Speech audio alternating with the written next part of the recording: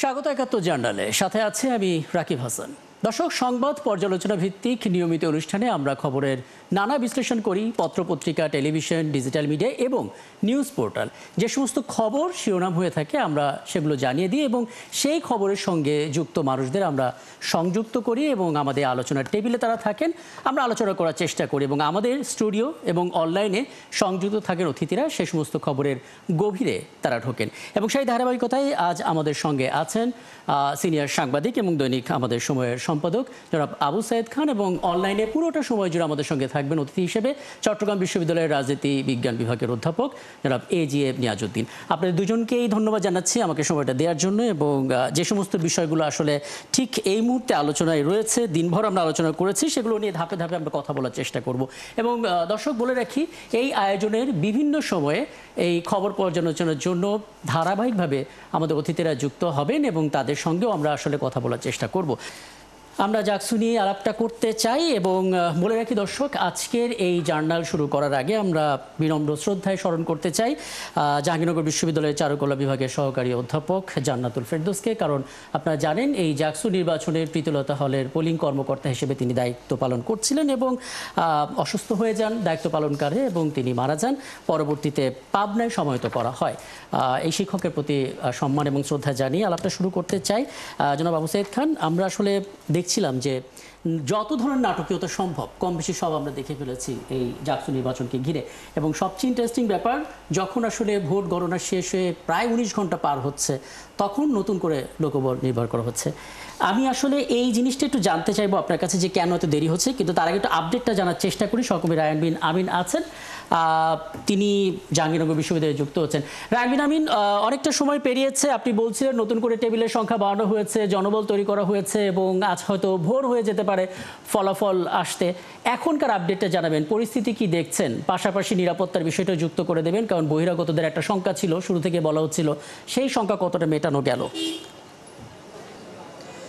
রাকিব, নিরাপত্তার সংখ্যার যে খবরটা জানাচ্ছিলেন সেটা দিয়ে শুরু করি। নিরাপত্তা নিয়ে এখন পর্যন্ত ওইরকম কোনো সংখ্যার খবর কিন্তু আমরা শুনতে পাইনি বা দেখতে পাইনি। বিশ্ববিদ্যালয়ের প্রত্যেকটি প্রধান ফটক, মূল ফটক সহ প্রান্তিক গেট বা 20 মাইল গেট সহ বিশ্ববিদ্যালয়ের পেছনের দিকে যে গেটগুলো আছে সবগুলোতেই পুলিশের নিরাপত্তা আছে, পাশাপাশি এপিবিএন আছে। আর সকালের দিকে বিজিবি ক্যাম্পাসে প্রবেশ করেছিল, তা বিজিবির বেশ বড় একটা সংখ্যায় এসেছিল ক্যাম্পাসে। পরবর্তীতে কিন্তু তারা আবার আমরা দেখেছি যে বিকেলের দিকে তারা আবার চলে গেছে ক্যাম্পাস থেকে। এর মাঝখানে পুলিশের ঊর্ধ্বতন কর্মকর্তারা বেশ কয়েকবার এসেছেন ক্যাম্পাসে, তারা ক্যাম্পাসের পরিস্থিতি পর্যবেক্ষণ করেছেন এবং আমাদেরকে স্বস্তির খবরই দিয়েছেন যে কোনো ধরনের অপ্রীতিকর ঘটনা যদি ঘটে কখনো, সেক্ষেত্রে তাদের যে টিম আছে বা যে ফোর্স আছে সেটাতে তারা খুব সহজে মোকাবেলা করতে পারবেন। এর বাইরে বিশ্ববিদ্যালয়ের গতকালকে আমরা দেখেছিলাম যে বিএনপি এবং জামাত সমর্থিত আশপাশের যে এলাকার যারা আছেন তারা কিন্তু বিশ্ববিদ্যালয়ের বেশ কয়েকটি গেটে অবস্থান নিয়েছিলেন বাহিরে এই ভোটকে কেন্দ্র করে। তবে আজকে সেরকমটা কিন্তু আমরা দেখতে পাইনি বা সেরকমটা শুনতেও পাইনি। গতকালকে এটা নিয়ে বিশেষ করে বিশ্ববিদ্যালয়ের শিক্ষার্থী যারা আছেন তারা বেশ বিরূপ প্রতিক্রিয়া ব্যক্ত করেছেন এবং একটা পর্যায়ে মধ্যরাতের দিকে হয়তো তারা সেখান থেকে সবাই চলে গেছেন। আর এখনকার ভোটের যে পরিস্থিতি, কেন্দ্রীয় কমিটির কেন্দ্রীয় সংসদের যে ভোট সেই গণনা চলছে। প্রথম 4টি পদ, ভিপি, জিএস, এজিএস পুরুষ এবং এজিএস নারী, এই 4 পদে ভোট গণনা চলছে 9টি টেবিলে, যেটা আমরা জানতে পেরেছি। এবং সেখানে প্রতিটি টেবিলে প্রায় 6 থেকে 7 জন করে ভোট গণনা করছেন। নির্বাচন কমিশন রাত 12টার কথা যেটা 10টার কথা যেটা বলেছিল, 10টা কি 11টার মধ্যে যে ভোট ফলাফল প্রকাশের যে কথাটা বলেছিল, সেটা হয়তো শিক্ষার্থীদের চাপের মুখে পড়ে বা বিক্ষোভের মুখে পড়ে হয়তো সেটা তারা বলেছিল, কিন্তু আদৌ সেটা সম্ভব না, কারণ সেটা তারা নিজেরাও জানতো। ওই ব্রিফিংটা করার পরও তারা আমাদের বলেছে যে হয়তো যে অবস্থা, কাজ এখন দ্রুত এগোচ্ছে, কিন্তু হতে হতে সকাল হয়ে যাবে 8টা 9টা, যেটা এখনো পর্যন্ত আমরা ধারণা করছি। এখন সেটা কতটুকু আগায় সেটা আসলে পরিস্থিতির সময় যাবে। এবং নিশ্চয়ই সেই আপডেট ক্ষণে ক্ষণে আপনার কাছ থেকে পেতে থাকবো। ধন্যবাদ যুক্ত হওয়ার জন্য। সহকর্মী রায়ান বিন আমিন যুক্ত হয়েছিলেন। জনাব বলছিলাম, জনাব আবু সাইদ খান, আমরা আসলে সংখ্যার দিক থেকে চিন্তা করে এই গণনায় দেরি করছি, নাকি গণনাটাকে আরেকটু স্বচ্ছ করার জন্য, নাকি কোনো আলোচনা এখানে হচ্ছে? মানে আপনি সাদা চোখে আসলে কি কারণ দেখেন? আচ্ছা, শুরু থেকে তো অব্যবস্থাপনা, তো এখানে কোনো নিয়ম রীতি কাজ করে নাই এবং পরিকল্পনা কাজ করে নাই। তো প্রথমত হচ্ছে যে সেখানে অনেক জায়গায় ব্যালট পেপার পৌঁছে নেয়, অনেক জায়গায় দেরিতে শুরু হয়েছে। তো ওই যে অমোচনীয় কালি ছিল না, কোথাও কালি লাগানো হয়েছে, কোথাও লাগানো হয়নি, এরকম অব্যবস্থা ছিল। তারপরে কিছু কিছু অভিযোগ তো আরও রয়েছে, যে অভিযোগগুলো একটু নিশ্চয়ই গুরুতর, যে জামাতের একটা কোম্পানির কাছ থেকে তো সিসি ক্যামেরা নেওয়া হয়েছে, তার বাইরেও ব্যালট পেপারও সেখানে ছাপানো হয়েছে জামাতের আর এক নেতার প্রেস থেকে, এবং সংখ্যায় বেশি ছাপানো হয়েছে। এমন অসংখ্য অভিযোগের মধ্যে দিয়ে তো নির্বাচনটা হয়েছে, অর্থাৎ কোনো পরিকল্পনা ছিল না। বিশ্ববিদ্যালয় কর্তৃপক্ষ, বিশেষ করে তো নির্বাচন কমিশন, তারা ব্যর্থ হয়েছে। এই ব্যাপারে বোধহয় আর কোনো নতুন মানে এইটা বোধহয় আর লুকোচাপার কোনো সুযোগ নেই। এখানে যদি অব্যবস্থাপনা না থাকতো, তাহলে অব্যবস্থাপনা যে নাই সেটার পক্ষে অনেক স্ট্রং কিছু যুক্তি পাওয়া যেত। আমরা আসলে গণমাধ্যমে সেটা পেলাম না, এবং আমাদের রিপোর্টারও সেটা বলতে পারে। আমি একটু জানার চেষ্টা করি, আমরা বোধহয় যুক্ত করতে পেরেছি জাহাঙ্গীরনগর বিশ্ববিদ্যালয়ের অধ্যাপক ডক্টর জামাল উদ্দিন রুনু। জামাল উদ্দিন রুনু, আপনাকে আমন্ত্রণ জানাচ্ছি। এবং আমরা আসলে জাকসু নির্বাচনের অবধারিতভাবে এই ভোট গণনা কেন দেরি হচ্ছে সেটা একটু কারণ খোঁজার চেষ্টা করছিলাম। আপনি জাহাঙ্গীরনগর বিশ্ববিদ্যালয়ের পরিস্থিতি ভালো জানবেন, শিক্ষার্থীদের সম্বন্ধে আপনি ভালো জানবেন, জাকসু নির্বাচনে যা যা হয়েছে শুরু থেকে সেগুলো নিশ্চয়ই আপনার চোখে আছে। আপনার কি মনে হচ্ছে আসলে ফলাফল গণনায় 19 ঘন্টা পার হয়ে যাওয়ার পর বলা হচ্ছে ভোর রাতে হয়তো ফলাফল আসতে পারে, এই দেরিটা আসলে কেন হচ্ছে? ধন্যবাদ। আমাদের সহ আলোচক একটু আগে যিনি বললেন, উনি মোটা দাগে পুরো ব্যবস্থাপনাটার যে ত্রুটি এবং ক্যাজুয়ালি নেওয়া প্রফেশনালিজমের অভাব, সেগুলি একেবারে স্পষ্টত। আমি একটু প্রক্রিয়াটা বলি। নির্বাচনের দিনটা শুধু নির্বাচন না, নির্বাচন হচ্ছে একটি প্রসেস।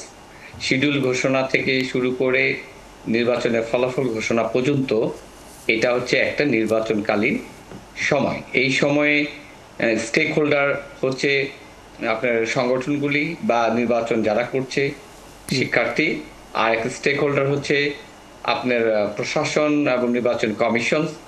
আর দিন শেষে স্টেক হোল্ডার হচ্ছে আমাদের জনগণ বা আমরা যারা উদ্বিগ্ন গণতান্ত্রিক চর্চায় প্রাতিষ্ঠানিক দিক থেকে যারা এই বিষয়গুলিকে শক্তিশালী দেখতে চায়, সেই জনগোষ্ঠী। সর্বক্ষেত্রেই আপনার একটা উদ্বিগ্নতা কাজ করছে। প্রথমে আমি একটু বলি, নির্বাচনের শিডিউল ঘোষণার পর থেকেই বেশ কিছু অনিয়ম পরিলক্ষিত হচ্ছিল, যেগুলি বিভিন্নভাবে বলা হয়েছে। যেমন ধরেন নির্বাচনের আচরণবিধি। নির্বাচনের আচরণবিধিটাই ছিল আপনার এক পেশে কোনো একটি উদ্দেশ্যমূলক।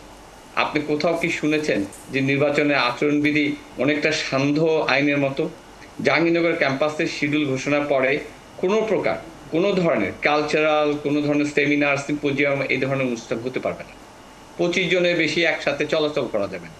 আপনি দেখেন নির্বাচনের যে সেন্ট্রাল প্যানেল কেউ যদি দেয়, তার সংখ্যায় 25 জন, তার সাথে যদি নেতা কর্মীরা থাকে, সব মিলে একটা করিডোরে হাঁটলেও তো আপনার অনুমতি নিয়ে যদি একটু থামাই, হ্যাঁ একটু বলবেন আসলে মানে এই যে আচরণ বিধির মধ্যে সমস্যা, অপ্রত্যাশিত কিছু নির্দেশনা, এগুলো আসলে কারা করছে এবং কেন করছে, মানে কোন ভাবে আসলে এই জিনিসগুলো তৈরি হচ্ছে? এটা তো আসলে জাহাঙ্গীরনগরের ইতিহাসে আমরা কখনো দেখিনি, অন্তত জাকসুর ক্ষেত্রে। এই প্রশ্নের উত্তর হয়তো নির্বাচন কমিশন এবং প্রশাসন দিতে পারবে। তবে আমার কাছে বাইরে থেকে যেটা মনে হয়েছে, যে কোনো একটি গোষ্ঠী খুব তাড়াহুড়া চায়, কোনো একটা গোষ্ঠী খুব তড়িঘড়ি করে নির্বাচনটা যেন তেন প্রকারে হোক আর যেভাবে হোক তাড়াতাড়ি করে করতে চায়। আমি প্রক্রিয়াগতভাবে ত্রুটির কারণটা মনে করি এটি।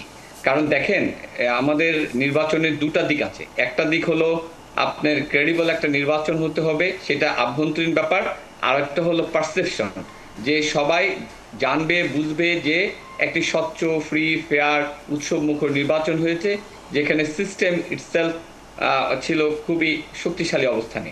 শিক্ষকদের দিক থেকে, প্রশাসনের দিক থেকে এবং নির্বাচন পরিচালনাকারী প্রতিষ্ঠানের দিক থেকে সবচেয়ে বড় জিনিস হলো স্টেক হোল্ডাররা বিতর্কের বিষয় থাকতেই পারে, কিন্তু তাদের সিস্টেম যাতে কনসিস্টেন্ট থাকে। স্বাভাবিকভাবে জানতে চাইতেই পারি, মানে যে গোষ্ঠী আসলে একটু তাড়াহুড়া করছে নির্বাচনটা নিয়ে, তারা কি এতটা আত্মবিশ্বাসী যে নির্বাচন হলেই তারা জিতে যাবে? সেটি তারাই ভালো বলতে পারবে। তবে আমার কাছে মনে হয়েছে যে মানে নির্বাচন কমিশনে বা প্রশাসনের কোনো একটি জায়গা থেকে এই তাড়াহুড়ার বিষয়টি আমার কাছে প্রতীয়মান হয়েছে।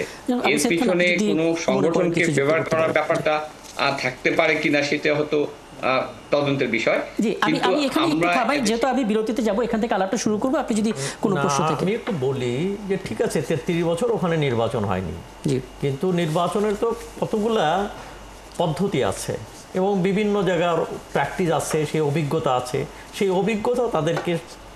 অভিজ্ঞতা থেকে শিক্ষা নেওয়া উচিত ছিল এবং সেই ধরনের পরিকল্পনা নেওয়া উচিত ছিল, কিন্তু কোনো পরিকল্পনা এখানে কাজ করেছে বলে মনে হয় না।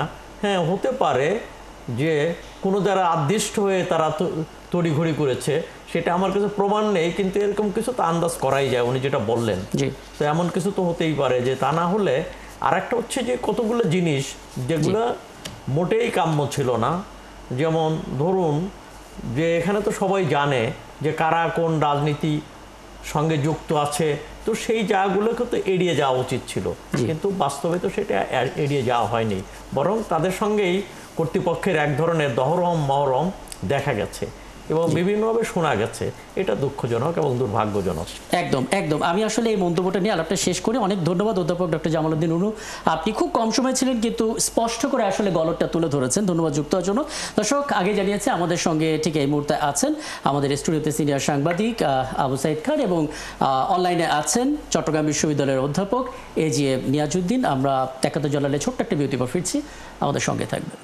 দর্শক, আমন্ত্রণ আরও একবার ৭১ জানালে, এবং আমরা এ পর্যায়ে কথা বলতে চাই যে ডাকসু নির্বাচনটা হয়ে গেল এবং ডাকসু নির্বাচনের ভোট গণনা চলছে, তার প্রভাব আসলে জাতীয় নির্বাচনে পড়তে পারে কি না। এবং জানিয়ে রাখি আরও দুজন অতিথি আমাদের সঙ্গে যুক্ত হয়েছেন, আমাদের সঙ্গে আছেন ঠিক এই মুহূর্তে কেন্দ্রীয় বিএনপির সমাজ কল্যাণ বিষয়ক সম্পাদক কামরুজ্জামান নতন, এবং আমরা দেখতে পাচ্ছি জাতীয় নাগরিক পার্টি এনসিপির যুগ্ম সদস্য সচিব ফরিদুল হক আমাদের সঙ্গে যুক্ত হয়েছেন, এবং আমার সঙ্গে তো আছেনই সিনিয়র সাংবাদিক ও দৈনিক আমাদের সময়ের সম্পাদক জনাব আবু সাইদ খান। আপনাদেরকে আবারও আমন্ত্রণ জানাচ্ছি। আমি একটু সরাসরি জানতে চাই জনাব আবু সাইদ খান, তারপর আমি আমাদের অতিথির কাছে যাব। আপনি আসলে কি মনে করছেন, যদি আমরা ডাকসু নির্বাচনের ফলাফলটাকে বিশ্লেষণ করি, ডাকসুর প্রসঙ্গে পরে আসছি, এটা আসলে জাতীয় নির্বাচনে কতটা প্রভাব ফেলতে পারে? এটা নিয়ে অনেক মতবিমত আছে, আপনার পর্যবেক্ষণটা। আসলে এই বিশ্ববিদ্যালয় পর্যায়ে যে নির্বাচনগুলো ছাত্র সংসদ নির্বাচন হচ্ছে, সেই নির্বাচনের ইস্যুটা আর জাতীয় নির্বাচনে এক জিনিস না। এখানে আমরা দেখতে পাচ্ছি যে এবার নির্বাচনে কোনো ন্যাশনাল ইস্যু এখানে কাজ করে নেই, বরং বিশ্ববিদ্যালয়ের বিভিন্ন গণরোমের সমস্যা ইত্যাদি, তাদের ভোগ মানে তাদের কষ্ট যন্ত্রণা এগুলো উঠে এসছে।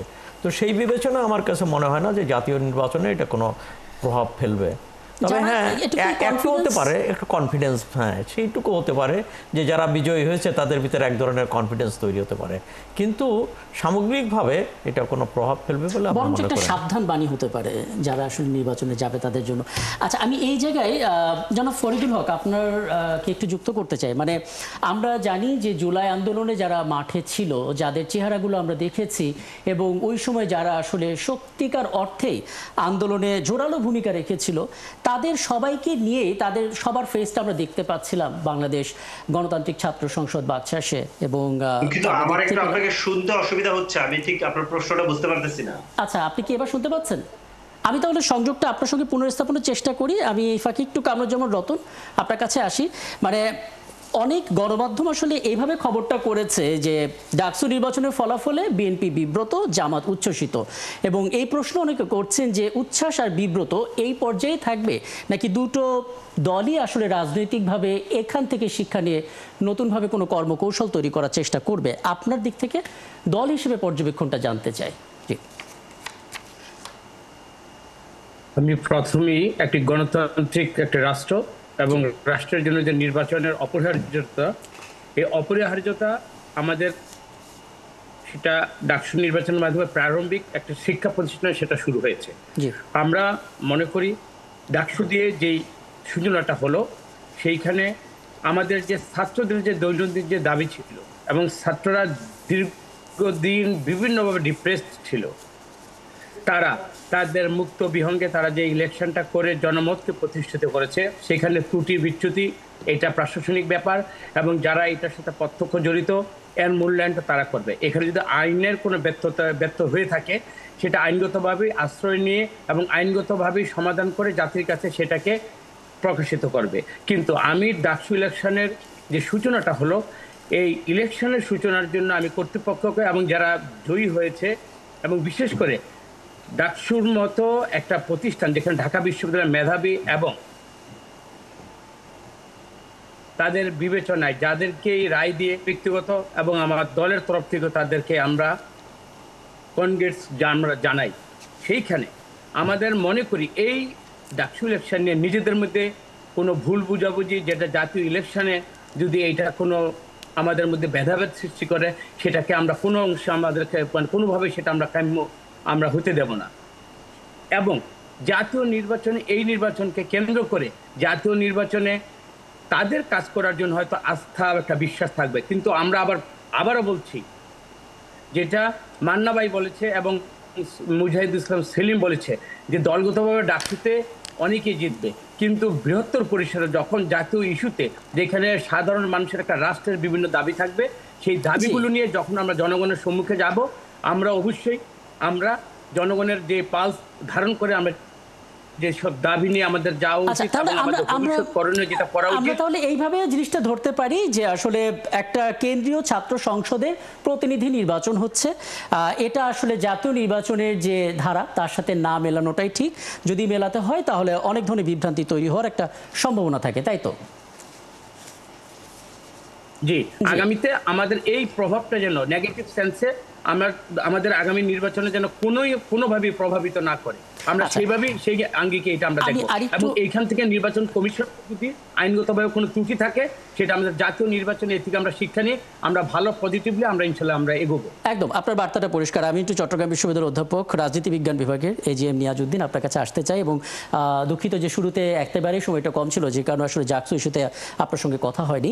কিন্তু আসলে এখন যে প্রসঙ্গটাতে আমরা আসছি, সামনে আপনি যে বিশ্ববিদ্যালয়ের শিক্ষক, চট্টগ্রাম বিশ্ববিদ্যালয় তাদের কেন্দ্রীয় শিক্ষার্থী নির্বাচন হবে চাকসু, তারও তোড়জোড় চলছে।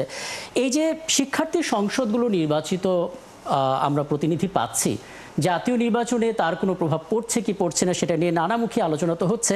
সেই আলোচনার বাইরে গিয়ে একটা বড় আলোচনা হচ্ছে যে ইসলামী ছাত্র শিবির মনোনীত একটা প্যানেল ম্যাজিক দেখিয়ে ভূমিধস বিজয় অর্জন করলো। আমরা একটা প্রতিবেদন দেখেছি, কারণ হিসেবে অনেকে বলছেন তাদের ন্যারেটিভ, তাদের এমন কিছু জনকল্যাণমূলক কাজ, এবং নির্বাচিত হওয়ার পর রায়ের বাজার বুদ্ধিজীবী কবরস্থানে গিয়ে সেখানে প্রার্থনা করা, দোয়া করা, এই সব কিছুই যা করছে এটা আগে কখনোই শিবিরের কাছ থেকে দেখা যায়নি। আপনার মনে হয় কিনা শিবিরের প্যানেলের এগিয়ে যাওয়ার এটা একটা বড় কারণ, এবং এটা অন্যান্য বিশ্ববিদ্যালয়ের ছাত্র সংসদ নির্বাচনের জন্য একটা বার্তা? জি, ধন্যবাদ। দেখুন, আসলে জুলাই অভ্যুত্থান পরবর্তীতে বাংলাদেশে যে নির্বাচন খুবই দৃষ্টি আকর্ষণ করেছে জনমানুষের মধ্যে, এবং সেটা হচ্ছে ডাকসু নির্বাচন, জাকসু চলছে, অর্থাৎ ছাত্র সংসদ নির্বাচনের মধ্যে দিয়ে বাংলাদেশে একটি নির্বাচনহীনতার যে দেশের যে সংস্কৃতি, সেখান থেকে বেরিয়ে আসার যে নতুন একটা বার্তা, এবং জনগণের কাছে এটার একটা বিপুল আগ্রহ তৈরি হয়েছে। এবং এই আগ্রহকে কেন্দ্র করেই কিন্তু সারা দেশের মানুষের মধ্যে এই নির্বাচনটাকে ফলো করছে, এবং সেখানে আমরা দেখছি ছাত্রদের যে ভোটাধিকার তারা প্রয়োগ করছে, এবং ভোটাধিকার প্রয়োগের মধ্যে আমরা দেখছি তারা এর মধ্যে দিয়ে তাদের যে গণতান্ত্রিক চর্চা, মত প্রকাশের যে জায়গা, সেটা তারা করছে। এটাই হচ্ছে আমার কাছে আমি গুরুত্বপূর্ণ মনে করি যে ভোটের সংস্কৃতি। এখন একটা নির্দিষ্ট ছাত্র সংগঠন, বিভিন্ন সংগঠনই এখানে তাদের প্রার্থিতা দিয়েছে, এবং প্রার্থিতা প্রদানের মধ্যে দিয়ে তারা তাদের মতাদর্শ এবং তাদের যে ভবিষ্যৎ পরিকল্পনা প্রকাশ করেছে। এখন ডাকসু নির্বাচনের ফলাফল নিয়ে যে বিশ্লেষণ হচ্ছে, আমি মনে করি যে এটা ছাত্ররা যে মতামত দিয়েছে এটা তাদের সম্পূর্ণ নিজস্ব মতামত, এবং সেখান থেকে একটা রিফ্লেকশন আসছে যে গতানুগতিক যে সংস্কৃতি, ছাত্র রাজনীতির যে সংস্কৃতি, সেখান থেকে বেরিয়ে আসার একটা বার্তা আমরা দেখতে পাই। আর এই ফলাফলের পেছনে অনেক কারণ আছে। আমি নির্বাচন কেন্দ্রিক যেসব বিষয়গুলো আসছে, অভিযোগ আসছে, পাল্টা অভিযোগ আসছে, সেগুলোকে এক পাশে রাখতে চাই। কিন্তু আমি যেটা বলতে চাই, ঢাকা বিশ্ববিদ্যালয় কর্তৃপক্ষ এই পুরো আয়োজন করেছে, তারা যে সাহস দেখিয়েছে দীর্ঘদিন নির্বাচন না হওয়ার, আর বিশেষ করে জাকসু ক্ষেত্রে নির্বাচনের হয়েছে প্রায়, আমি যেটা জানি, প্রায় 30 বছরেরও বেশি সময়, এবং চাকসুর ক্ষেত্রে তাই। চট্টগ্রাম বিশ্ববিদ্যালয়ের যে ছাত্র সংসদ, ডাকসুতে 2019 সালে যে নির্বাচন হয়েছে সেটার একটা অভিজ্ঞতা আছে। সেই অভিজ্ঞতা থেকে আমরা নির্বাচন পর্যবেক্ষণ করেছি, এবং সেখানে ছাত্র সংগঠনগুলো কিন্তু তাদের প্রচারণা এবং তাদের যে ভোটারদেরকে আগ্রহ করার যে বিভিন্ন রকম চেষ্টা, সেগুলো কিন্তু সবার দৃষ্টি আকর্ষণ করেছে। সবাই সবার জায়গা থেকে কোনো চেষ্টা করেছে। অব্যবস্থাপনা চোখে পড়েছে আপনার? কোনো অব্যবস্থাপনা চোখে পড়েছে ছোট করে? আমি এই ক্ষেত্রে বলবো যে আসলে এই নির্বাচনের ক্ষেত্রে, বিশেষ করে আমি ডাকসুর ক্ষেত্রে এবং আজকে যে জাকসু আমি ডাকসুর নির্বাচন কথা নিয়ে বলছি যে, না, আমি জাকসুর কথা জানতে চাচ্ছি। আচ্ছা জাকসু, জি, জাহাঙ্গীরনগর জাকসু- বিশ্ববিদ্যালয়ের কেন্দ্রীয় ছাত্র সংসদ। হ্যাঁ, জাহাঙ্গীরনগরের ক্ষেত্রে যেটা বেশি পরিলক্ষিত হচ্ছে যে জাহাঙ্গীরনগর বিশ্ববিদ্যালয়ের কর্তৃপক্ষ আমাদের এই নির্বাচন পরিচালনার ক্ষেত্রে তাদের যে পরিমাণ লোকবল প্রয়োজন ছিল, আমরা শিক্ষকদের যে এঙ্গেজমেন্ট দরকার ছিল সেটার যে ব্যাপকতা, এবং আমরা দেখছি ভোট ফলাফল গণনার ক্ষেত্রে অনেক সময় নিচ্ছে। এবং আমি মনে করি যে একটা নির্বাচনকে আসলে এই নির্বাচনহীনতার যে সংস্কৃতি সারা দেশে না হওয়ার কারণে জনমানুষের এত আগ্রহ এই নির্বাচনগুলোকে নিয়ে, এটা অনেক চাপ তৈরি করেছে আমি মনে করি, এবং যে কারণে প্রশাসন তার যে স্বাভাবিক কার্যক্রম সেখানে আমি কিন্তু বুঝতে তারা পারছি আপনার অনেক চাপ বক্তব্যের অনুভব জায়গাটা করছে। স্পষ্ট। আমি এই প্রসঙ্গে একটু বলি, ছোট করে, জি। একটু বলি যে এখানে এই যে নির্বাচনের জন্য যে প্রস্তুতি, শিক্ষকদেরকে এঙ্গেজ করে একটা বড় স্টেক হোল্ডার শিক্ষকরা এবং ছাত্ররা, সেখানে আস্থার জায়গাটা এবং এই পরিচালনার কাছে শিক্ষকদের ব্যাপকভাবে অংশগ্রহণটা আমি মনে করি জরুরি ছিল।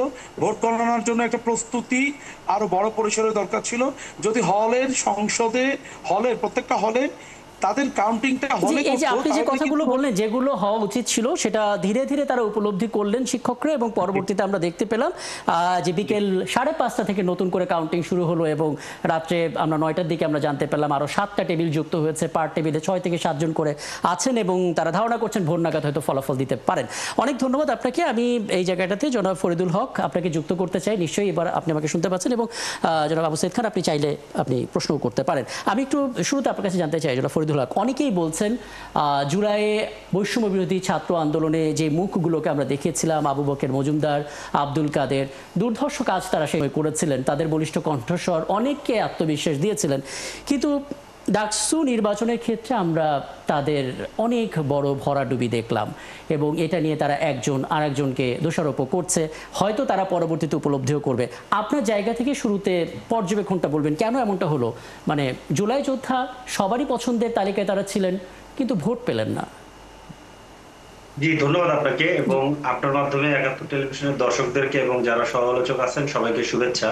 জি, দেখেন এইখানে মানে কি বলবো, যে বৈষম্য বিরোধী পর্ষদ থেকে যে প্যানেল ছিল, এই প্যানেলের সবাই তো বটেই, পাশাপাশি অন্য প্যানেলগুলোতেও যারা ছিল তারাও কিন্তু গত জুলাইতে রাজপথে ছিল, বিভিন্নভাবে তারা ভূমিকা রেখেছে, নেতৃত্ব দিয়েছে, সংগঠিত করেছে, আপনার হামলা মামলার শিকার হয়েছে, সবারই কোনো না কোনো ভূমিকা আছে। তো ওই অর্থে আলাদাভাবে তাদেরকেই শুধু ধরেন, তারাই শুধু জুলাইয়ের মুখ, ব্যাপারটা এইভাবে না দেখে সবাই আসলে তারা সবচেয়ে বেশি ছিলেন, তারা হয়তো বা সামনে ছিলেন, এটা ঠিক আছে। কিন্তু এখন যেটা হয়েছে যে সাংগঠনিক, মানে তারা একটা নতুন ছাত্র সংগঠন নিয়ে নির্বাচনে গেছেন, আন্দোলন আর নির্বাচনে এটার মধ্যে তো পার্থক্য আছে। একটা নতুন ছাত্র সংগঠন নিয়ে নির্বাচনে গিয়েছেন, এরকম নির্বাচন করার জন্য যেরকম প্রস্তুতি দরকার, যেরকম সাংগঠনিক ভিত্তি দরকার, অভিজ্ঞতা দরকার, সেটার একটা ঘাটতি ছিল। আর একটা জায়গা যেটা ছিল, সেটা আসলে আমার অকপটে স্বীকার করা উচিত, এইটা নিয়ে আসলে নিজেদের ব্যাপারে ইয়ে করা উচিত না, সেটা হচ্ছে যে সমন্বয়ের যে বেশ খানিকটা ঘাটতি ছিল। মানে সবাইকে একসাথে নিয়ে একটা প্যানেল করে এগিয়ে যাওয়ার যে চেষ্টাটা করা হয়েছে, কিন্তু এটাতে আসলে কিছুটা ঘাটতি ছিল, যে কারণে একাধিক প্যানেলে আমাদের ছেলেরা যুক্ত হয়েছে, সেটারও কিছুটা প্রভাব পড়েছে বলে আমি মনে করি। তো তারপরও সব মিলে একটা নির্বাচন হয়েছে, একটা নির্বাচনের মানে ডাকসু নির্বাচনের মধ্য দিয়ে আমরা একটা নির্বাচনের পথে হাঁটা শুরু করেছি। এইটা শুধু ঢাকা বিশ্ববিদ্যালয়ের জন্য না, সারা বাংলাদেশের জন্য এটা খুবই একটা পজিটিভ ব্যাপার, এবং বেশ ব্যাপক মাত্রায় শিক্ষার্থীদের অংশগ্রহণ ছিল, ভোট দিয়েছে, সেটার মধ্য দিয়ে আমরা আসলে একটা নতুন দিকে যাত্রা শুরু করতে পারছি বলে মনে হচ্ছে। কিন্তু এখানে তারপরে দুইটা জিনিস একটু মানে নোট দেওয়া দরকার, সেটা হচ্ছে যে নির্বাচনের দিন, মানে ডাকসু নির্বাচনের দিন শেষের দিকে আমরা সবাই জানি, মিডিয়ার মাধ্যমে আমরা দেখেছি যে ঢাকা বিশ্ববিদ্যালয়ের চারদিকে দুইটা বড় রাজনৈতিক দলের শোডাউন দেখা গেছে, তারা ওইখানে মহড়া দিয়েছেন, জমায়েত করেছেন। এইটা আসলে অনাকাঙ্ক্ষিত ছিল, কারণ ছাত্রদের বিষয়, শিক্ষার্থীদের বিষয় তাদের হাতে ছেড়ে দিলে এটা সবচেয়ে ভালো ছিল। বাইরের কোনো পেনিট্রেশন এখানে করার চেষ্টা করাটা কিংবা এই যে মহড়া দেওয়াটা, যেটা জাকসুর ক্ষেত্রেও কিন্তু দেখা যাচ্ছে, গতকালকে রাত্রেও দেখা গেছে, আজকেও দেখা গেছে, এইটা আসলে মোটেই ঠিক হয় নাই। এবং ছাত্র সংসদগুলোকে কিংবা বিশ্ববিদ্যালয়গুলোকে আমরা জাতীয় রাজনীতির ব্যাটেল গ্রাউন্ড যাতে বানিয়ে না ফেলি, সেজন্য আমরা দায়িত্বশীল সকল রাজনৈতিক পক্ষকে দায়িত্বশীল আচরণ করার জন্য অনুরোধ করব। কারণ দিন শেষে বাংলাদেশে যে আমরা যে গণতান্ত্রিক পথে যাত্রা শুরু করেছি, সেই যাত্রার যে লড়াই, গত 15-16 বছরের যে লড়াই, এই লড়াই আমরা সবাই কোনো না কোনো ফর্মে ছিলাম, আমরা একসাথেই লড়াইটা করেছি। অতএব গণতান্ত্রিক প্রক্রিয়া আমরা আসলে সিদ্ধান্ত গ্রহণের ক্ষমতাটা যেন শুধুমাত্র জনগণের হাতে ছেড়ে একদম, দেই। আপনার বক্তব্যটা একেবারে পরিষ্কার। এখানে আবু সাইদ খান, আপনি কিছু যুক্ত করতে চান? তার আগে ছোট করে আপনার কাছে একটু জানতে চাই, আপনার পর্যবেক্ষণটা কি? মানে বাকছাস বাংলাদেশ গণতান্ত্রিক ছাত্র সংসদ খুব কম সময় এটা গঠন হয়েছে, কিন্তু তাদের পরিচিতিটা বেশ দীর্ঘ সময়, সব শ্রেণীর মানুষ তাদেরকে চেনেন, কারণ জুলাই অধ্যয়নে তারা মাঠে ছিলেন। ডাকসু নির্বাচনে কাঙ্ক্ষিত ভোট পাওয়া তো কাম্য ছিল। নির্বাচনে হেরে যাওয়ার মধ্য দিয়ে তাদের ভূমিকা গৌণ হয় না। জি, সংগ্রামে তাদের যে ভূমিকা ছিল এবং তাদের যে আকাঙ্ক্ষা, যেভাবে রাজনীতি দল গড়ার প্রক্রিয়া রয়েছে, সেগুলো অব্যাহত থাকতে পারে, বরং নির্বাচনটা তার একটা অভিজ্ঞতা হিসাবে গ্রহণ করতে পারে। আর একটা হচ্ছে যে ছাত্র অঙ্গনে তো তারা সংগ্রামের রাস্তায় ছিল, অগ্রণী ছিল, এটা ঠিক আছে, কিন্তু ছাত্র অঙ্গনে নির্বাচন করতে হলে একটা পূর্ব প্রস্তুতি দরকার। আমার মনে হয় সেই পূর্ব প্রস্তুতিটা তাদের ছিল না। এর জন্য একটা অভিজ্ঞতা দরকার, হলের সঙ্গে দীর্ঘদিন ধরে লেগে থাকার বিষয় ছিল, যেটা অন্যদের ছিল। আচ্ছা, তো যেটা তার মানে এখানে অভিজ্ঞতা তাদেরকে পিছিয়েছে, কিন্তু সম্পৃক্ততা বা জুলাই আন্দোলনে তাদের ভূমিকা সেটা সবার মাথায় আছে। এবং মানুষ আসলে যেটা ভালো লেগেছে বেশি তাকেই ভোটটা দিয়েছে, তাই তো? না, লেগেছে বেশি মানে ভোট পাওয়ার বিষয়টা আলাদা। একটা হচ্ছে যে তাকে আন্দোলনের সৈনিক হিসাবে তাদেরকে দেখবে এবং দেখছে, কিন্তু ভোট দেওয়ার ক্ষেত্রে অন্য হিসাব কাজ করে, অনেক ধরনের হিসাব কাজ করে।